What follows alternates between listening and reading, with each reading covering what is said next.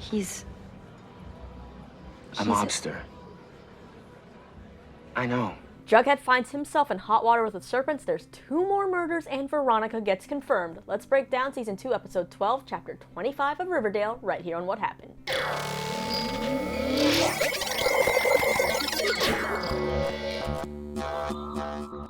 What's up, you lovely people? You Lisa here, and you know what time it is. It's that time of week for our weekly trip to the town everyone should really just move out of, Riverdale. So this week's episode will make all you Bughead shippers happy, and in true fashion, it ends with a bloody mess, with not 1, but a total of 2 murders in this episode. But thankfully, they're of people that we don't really care about on the show. They're just throwaway characters. Now, before moving on, did you know that it has been 10 years since The Sweet Life of Zach and Cody ended and The Sweet Life on Deck premiered? Yes, that means that 10 years later, Cole Sprouse is still playing a 16 to 17-year-old high schooler. Keep doing it while you can, right? If that baby face makes you money, keep using it. Anyway, you can check out a video I made of The Sweet Life on Deck and all the other TV shows turning 10 this year, as well as some albums and movies in the description below. Gotta get that video plug in somewhere, right? Now, onto the quick version of this recap. The episode centers around Veronica's confirmation. Archie finds himself getting deeper into Hiram's business, while Veronica tells Hiram basically that Archie is too innocent and precious for this world and this life, and she doesn't want him to be a part of the family business. After Archie overhears a plot to get rid of Hiram, he informs Hiram, and the guy behind that plot is found dead, and Agent Adams wants details. Tallboy may not be the Black Hood like so many of you really seem to want, but he is still 100% douchebag, and he's actually the one who was hired by Hiram Lodge to decapitate the Pickens statue. He gets kicked out of the Serpents, Jughead gets put on probation for his article and all the trouble he's caused, and Bughead gets back together and they get it on. The episode ends with a dead body in the Cooper household, but who killed the guy, Alice or Chick? So that's the Cliff Notes version of this episode, but if you like diving a little deeper into the episode, let's get this recap started.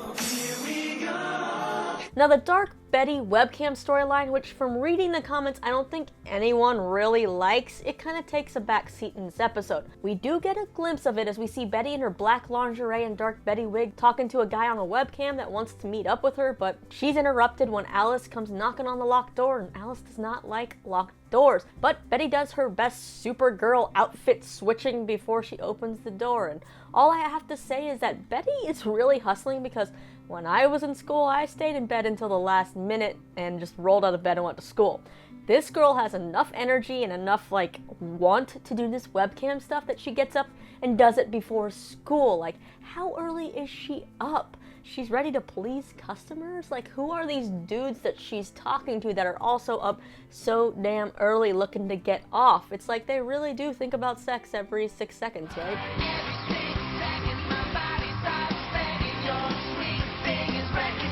So when Betty comes home later, she hears noises and some guy named Ben comes rushing down the stairs and leaves. Turns out this is the guy that Chick had a job interview with, and looks like Chick got the job by taking this dude home, right? Chick comes strolling down the stairs in his bathrobe, and he's got a whole jar of milk in his hand, and he also chugs some later at dinner, so it seems like Chick really loves his milk. Milk. It does a body good. Now, through all of this, Chick tells Betty with her webcam stuff to never tell one of those creeps where she lives. It'll help keep her alive. Seems like he may not have taken his own advice, or he's just got a lot of people after him, because when he's at dinner with Alice, because Hal refuses to stay at the house while he's there and Betty's off at Jughead, a guy comes knocking on the door asking for Chick. The next thing we know, Betty returns home to find a broken lamp and that guy on the floor in a pool of blood that Alice is desperately trying to clean up. Maybe we should just rename Riverdale to Murderdale, because a lot of people have been dying in this town. And now we have to wonder who killed the guy. Was it Alice or was it Chick? Also, somewhere off in his Airbnb, Hal Cooper is just off laughing and saying, "I told you so." Let's move on to Jughead and the mystery of Pickens' head. After nudging from evil Hiram, Sheriff Keller is out to prove that the Serpents are responsible for the beheading, so he keeps stopping by the Joneses' trailer, which just keeps getting Jughead all riled up. An angry Jughead, he says what all of us have been thinking for a while. I'm actually writing a new article about how you seem to care more about catching a vandal than the Black Hood. Can I get a quote? Sheriff Keller just really needs to stop doing the mayor's dirty work and maybe just actually act like a damn sheriff for once. Jughead gets in even more trouble for his article at school when he and Betty get called to the principal's office and essentially suspended from the paper. Jughead then apologizes to Betty for all the mess that he's gotten her into, and she goes as far as asking Jughead if he beheaded the statue as some kind of act for avenging Tony's grandpa. Then she brings up the elephant in the room, pointing out how close Jughead and Tony seem to be, and she asks if anything ever happened between the two of them. Jughead actually comes clean, saying that Tony gave him his tattoo and they did some stuff, but it seems like they didn't round home base. He then asks if she did anything while they were broken up, and it seems like, this isn't out for Betty to come clean, but instead she says, no, of course not. Yeah, way to lie your pants off, Betty. Like, this was the one time you probably could have come clean about that Archie kiss and explained yourself, and I feel like Jughead would have actually been understanding.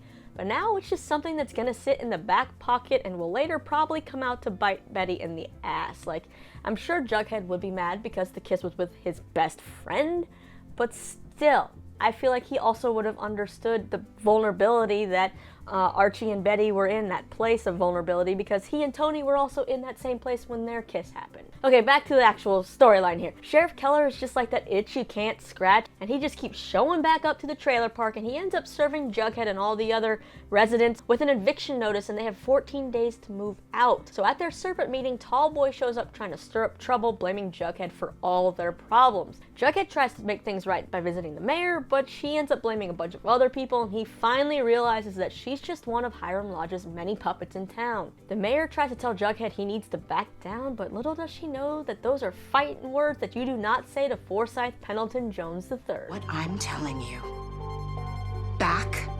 down.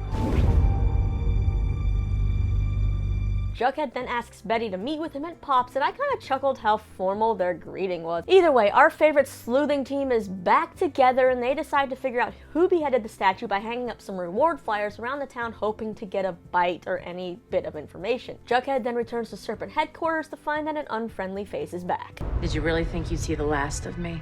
That jerk Tallboy brought Penny Peabody back, and they are out for blood, wanting Jughead out of there for cutting off her tattoo and all this trouble and causing everything to be wrong with the South Side. FP is now super pissed, and he even tells Jughead that Jughead is going to be the death of them, not the North Side or Penny. And those are some hurtful words coming from your dad, right? Like, Jughead is so mad that it causes him to rip off his beanie. And you know that when Jughead takes his beanie off, something serious is going on. I honestly just wanted to reach through the screen, pick up his beanie for him, put it on his head, and just give him a nice big hug. Thankfully, things can be made right though, because Betty and Jughead get a bite from the posters they hung up, and they head to an old junkyard where the old man gives them the head of the statue, which he says was hidden in a fridge, and he describes the guy who he didn't recognize who was there a few days ago that he thinks may have done it, and there's only a one-word description that was needed to set Jughead off. He asks, was he tall? All of this is Jughead's ticket out of the doghouse of sorts as FP Girl's Tallboy, and we learn he was pretty much asked by Hiram Lodge to stir up some trouble, and Tallboy wanted to ultimately get rid of Jughead and FP because he thought the serpents were getting soft under their reign. Well, unfortunately, Tallboy broke serpent law and he's exiled, and FP gets to take out the trash. Jughead and Betty return to the trailer where they're sitting so far apart and kinda awkward that I just wanted to squish them back together like this, but thankfully they managed to get there on their own. We learn Jughead's on probation with the serpents, Penny is gone, Tallboy is gone, and Jughead uses the word we when describing all the events of the day, which Betty is pretty smitten with, and she decides that things are good between the two of them and she wants all of Jughead tonight. I need to tell you something. What? What is that?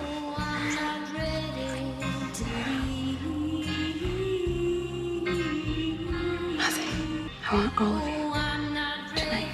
Oh, and they also decide that they should ask Veronica about what Hiram is really planning for the South Side, and that brings us to Archie and Veronica and the Lodge's storyline. Archie's running all around Riverdale, pretty much being Hiram's little bitch or errand boy, as the Lodges prepare for Veronica's confirmation, which is something they've apparently been holding out on for many years, because usually it's something you do when you're like in 8th grade, or at least that's how it worked in the Lutheran church I grew up in, but apparently they waited so long because they wanted the same priest who baptized Veronica to do her confirmation. Anyway, this means that all of Veronica's family's coming to town, And that means like blood family as well as crime family. And that is also prime time for Archie to get intel according to Agent Adams, who Archie has been blowing off lately. The Lodges end up learning about Archie's little visit to Nick St. Clair, which has actually impressed Hiram because he's seen just how dirty Archie can be beating up a kid with 2 casts on his leg who couldn't move. Yeah, Archie is ruthless now. This deed earns Archie an invite to Hiram's big poker game at Pop's, and not to play but essentially to unclog dirty toilets and pour drinks. Now usually no one that isn't in the family is invited to these poker games, so this invite has Veronica worried that Archie is getting in way too deep, and she's starting to get worried for him. Hiram tells her that she really has to start to make a decision, because if her relationship with Archie is going to last and be the way that it is, they're either going to have to bring him into the family business or he's going to have to stay on the outside forever. Seems like Veronica is finally growing a conscience, and she's really struggling over what to do with little Archiekins, so she goes to confessional to seek some advice from her priest, but he's pretty much no help, which just kind of seems like Hiram already has his claws wrapped around the priest as well, which is no surprise. Agent Adams wants Archie to wear a wire at the poker game, but Archie refuses. Tensions end up running high at this poker game with one of the guys at the game, Papa Poutine, starts running his mouth, and as Archie is unclogging one of the other crime dude's pile of shit from the toilet, he overhears Papa Poutine outside telling another guy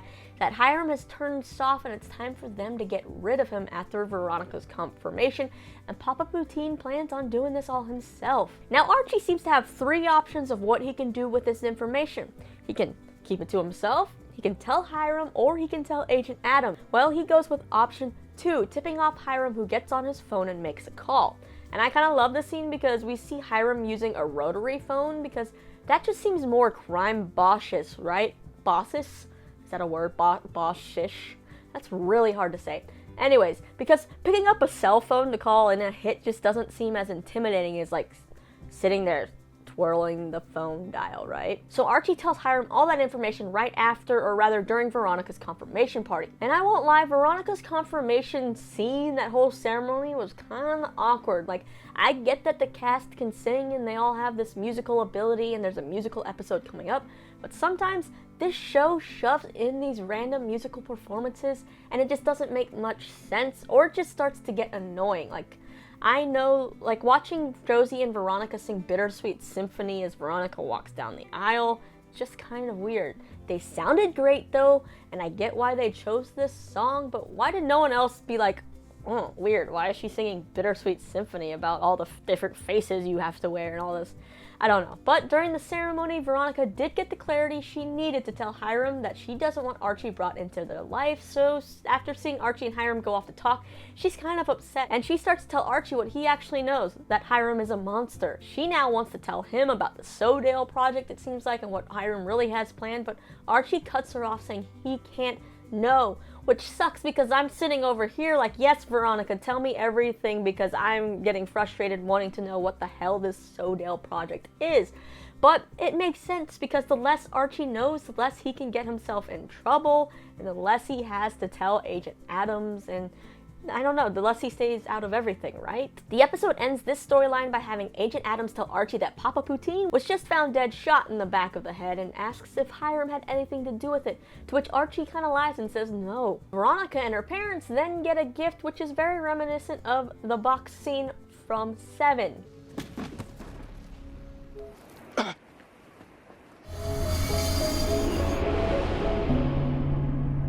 Yep, it seems like Betty and Jughead went and got that head, put it in a box, and sent it to the Lodges. Or it seems like they sent it. Did somebody else send it? Because I actually maybe think it's somebody else. Maybe FP did it? Who did it? Who sent the head in the box? Now, as far as this episode as a whole, I actually kind of like this one better than the last few. There were really only 2 main storylines we had to follow, which I liked because there are so many characters on the show that sometimes they try to cram like 10 storylines into one, and it's confusing to know what to focus on, and you don't spend enough time on any one to really care about the development. But I think we're finally getting somewhere with the whole exposure of the Lodges and taking them down, and it now seems like the Serpents are in on that as well, so that's all going to tie in together. I also think that what they did with Penny in this episode, or just as a character as a whole, was kind of a waste, because she actually is pretty interesting to me. Like, I want to know more about her. But did we actually get rid of her for good? She's the snake charmer. Will she end up slithering her way back into the plotline at some point in the future? I'm not sure, but let's take a look at the promo for the next episode. Something is going on in this house. What if he calls the police? You keep this up and you're gonna get us all caught. How many loose ends are out there that we're not even thinking about? Oh boy, so what kind of trouble do you think Chic has gotten himself into? This boy's got so many secrets and he seems to be dragging this Cooper family down. And I don't think that I like it. He just gives me the creeps. Like, he just looks creepy, he sounds creepy. I don't know. All I know is that all the characters seem to be setting themselves up for some huge things to blow up in their faces one way or another as the season progresses. And that wraps up this week's recap. So are you happy that Bughead are back together? What do you think happened with the murder at the Cooper house? Who did it and why? Who do you think actually sent the statue head in the box? And what are Veronica and Archie really gonna do? Let me know down in the comments below all your new theories, all your thoughts, your favorite moments, least favorite moments. Then you can click right over here to see what other shows besides Sweet Life on Deck are turning 10 years old, or you can check out my recap of the first 3 episodes of Black Lightning. Be sure to hit that subscribe button if you like what you see. Thumbs up. My name's Lisa. See you again real soon.